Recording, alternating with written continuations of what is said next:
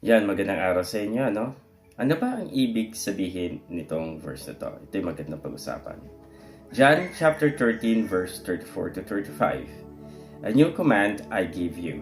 Love one another as I have loved you. So you must love one another. By this everyone will know that you are my disciples if you love one another. Pero bago iyon, balikan muna natin itong verse na to. Okay, alam niyo to.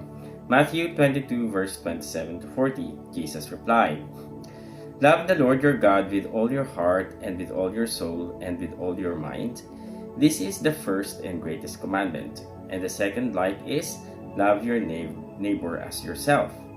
All the law and the prophets hang on these two commandments. Okay. Itong batas na ito ay binigay sa lahat ng tao. Ito ay mga tinatawag nating greatest commandments. Okay. Samantalang itong verse na to na a new command I give you, love one another. By this everyone will know that you are my disciples if you love one another. Okay.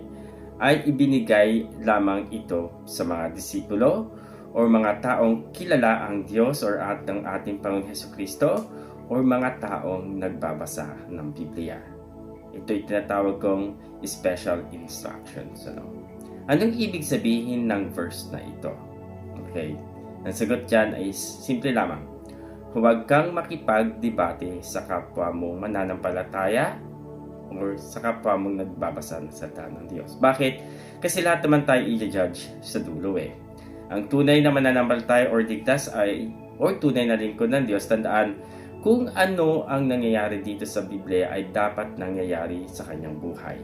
Pero kung hindi ito nangyayari, ibig sabihin, medyo doubtful ang iyong kaligtasan. Ano?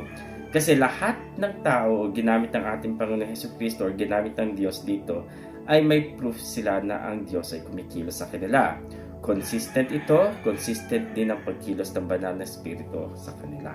Okay. Now, kung bawal ang makipagdebate, anong ibig sabihin lang yan? Huwag kang gagawa ng salitang nagiging cause ng debate. Gaano na karami ang mga salitang ginagawa o ginawa ng mananampalataya na naging cause ng pagkikipagdebate? Sa palagay nyo kaya ligtas sila? Okay.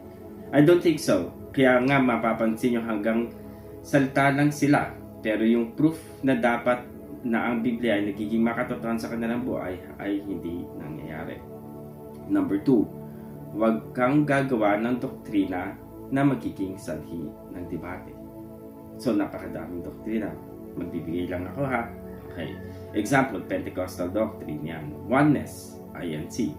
Jehovah's Witnesses, Seventh-day Adventist Church, yung mga doctrine nila. Born again Christian, Judaism. Take note, born again po ako. Kaya alam ko maraming salita or doktrina na sinasabi nila or mga sinasabi nito mananampalataya na ay nagiging cause ng debate. So bakit nga ba bawal makipagdebate sa salita ng Diyos? Bakit? Kasi ito ay nagre-resulta sa blasphemy in the Holy Spirit or kalapastanganan. Sabi sa Matthew 12 verse 31, And so I tell you, every kind of sin and slander can be forgiven, but blasphemy against the Spirit will not be forgiven. Ito yung kasalanan na hindi ka mapapatawad hanggang kamatayan. Bakit?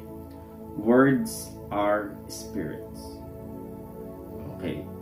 The Bible itself is the Word of God or God Himself. Hindi niya pwedeng kontrahin ang kanyang sarili. Okay. Kung sa 2 Timothy 2 verse 13, He cannot deny Himself for being faithful, ang Diyos naman ay hindi niya pwede kontrahin ang kanyang sarili sa kanyang salita. Kaya kung ikaw ay gagawa ng isang salita or doktrina na magiging cause ng debate, ibig sabihin, kinokontra mo ang kanyang salita. Ganun din ang kanyang salita, hindi pwede ito maging source ng pagkikipagdebate. Pag ito'y ginawa mo, ito'y kalapastanganan sa banal na espiritu. At itong kasalanang ito ay hindi ka mapapatawad hanggang ikaw ay mamatay. Itong kasalanan na ito ay hinihingi ng tawad specifically. Again, hinihingi ito ng tawad specifically. Kaya if you yourself o ang iyong religion ay ang dami niyong salitang na binigay na naging cause ng pakikipagdebate, itigil mo na ito at hingi mo ito ng tawad. Ang Diyos ay tapat at ikaw ay patatawarin. Maraming salamat at mapagpalang araw.